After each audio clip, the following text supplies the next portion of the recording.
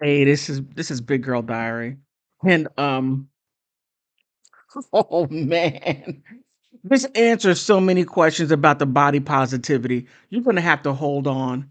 Please follow me as I unwrap this. I knew that I had an issue with the body positivity. I didn't know exactly what it was, but something did not seem right. It didn't seem right. But now I have a better understanding of it. All right. So I started doing a little bit of research. And body positivity goes back to the 1960s, where body positive, at that time you had models who were really skinny, like Gidget and oh, what's her name? Angie Dickerson, no Dickens, whatever her name is, and they were thin, this up and down like a board. And then you had black women who were not; they were curvy, and at that time, being curvy was not in. You were not like a straw. You were not considered beautiful. Now, again, it all depends on who you ask because these are the same women back in the 40s and 30s and 50s. I know I'm jumping different decades. I know it. So it gets to the 60s to where black women are like, well, I'm beautiful too. And then within that, you had the queer community as well saying, hey, my body shape is good too. So that's where all that came from. I'm like, okay, now, yeah, body positivity that had connected with body neutrality. You can't make this sugar honey iced tea up. I mean, it's getting stranger and stranger. Not that it comes from black women or the queer community. No, that's not what I'm talking about.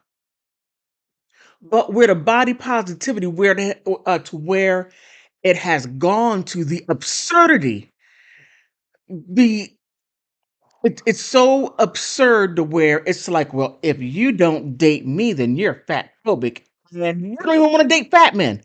Come on, that's absurd. But let me backtrack a little bit. Okay, body positivity concepts and critiques. Okay, I jumped ahead of myself, but okay. Body positivity movement grew out of the fat acceptance movement in the 1960s. That fat acceptance movement was created by black and queer women to fight the discrimination and shame they faced due to their weight. Body positivity emerged from these roots. The movement championed acceptance and love for all types of bodies.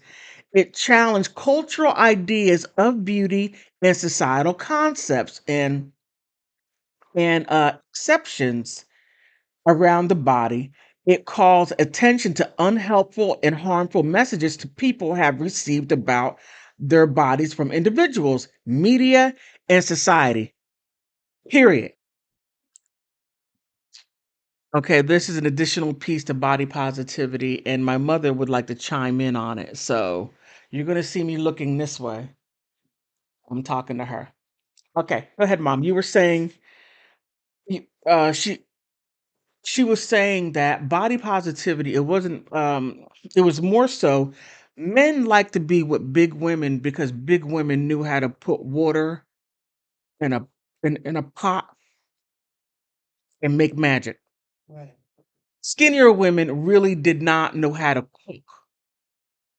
And my mother was a skinny woman that just happened to knew how to cook because, my grandma, well, I'll let her talk about it. Go ahead, mom. Okay. Big women cooked. Men like to eat. Wait a minute. So a lot of the men lived with big women, and not because they loved them so much, because they were terrible cheats.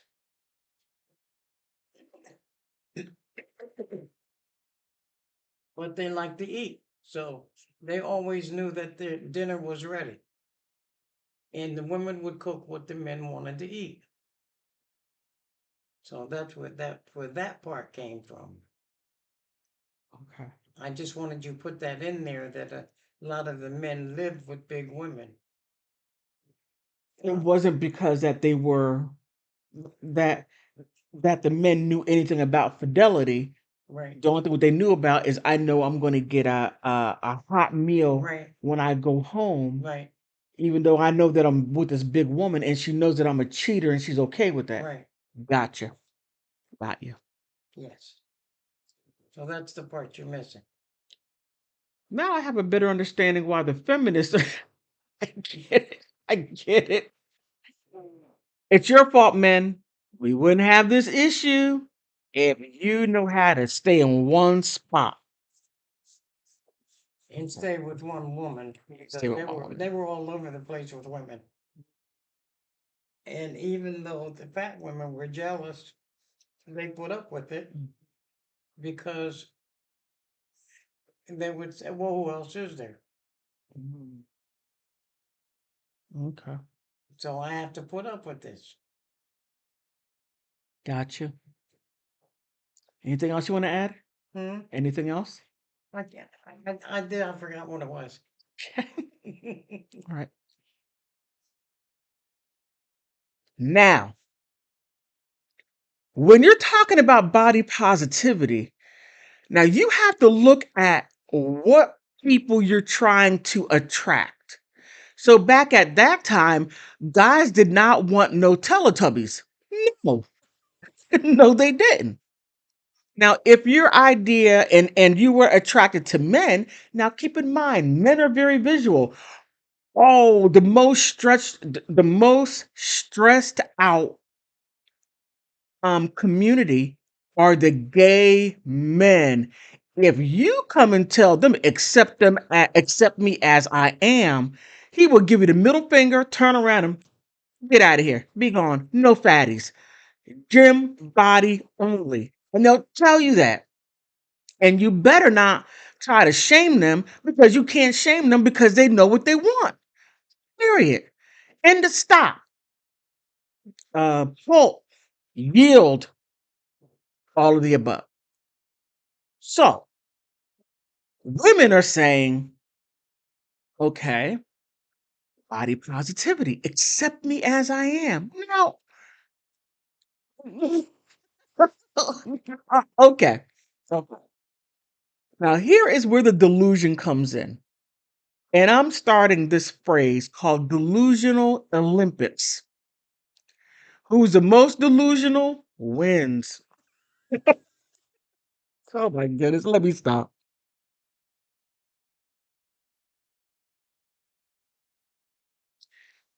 At that time, back in the 40s, 50s, and 60s, women kept other women in check by saying, you're eating a little bit too much. Up, come on, get your weight under control. There was a positive peer pressure. But when the feminist movement hit in the 60s, then everything exploded. So many things going on at that time to where this right here, body positivity, the body movement gave birth all of this stuff here, where you can run around and be a size 29, a 28, 30, 31, and wear a thong and chasing men down the street. I mean, there's some wild stuff going on there. There is, and shame has left the building. Shame has left. But I digress. Let me go back to. I didn't mean to go off the rails like that. But here, body positivity.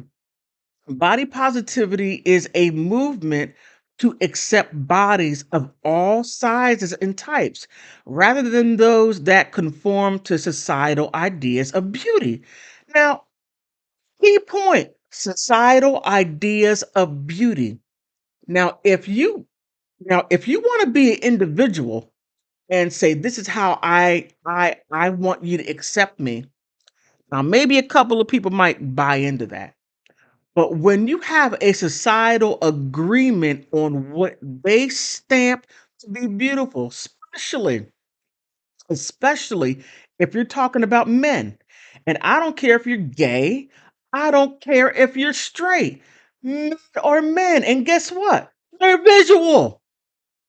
Just like I stated earlier about gay men only wanting gym body ready, gym gym ready bodies only. And no one jumps all over them about that at all. Peep, crickets, nada, nothing. Now, if a man were to say, a straight man were to say, look, baby, you got to lose some of that weight. I want you to live longer. It's your health. You're shaming. You got to accept me as I am. That delusional stuff that straight men have to deal with, where gay men, you wouldn't even bring that gay men at all. No. Mm-mm. But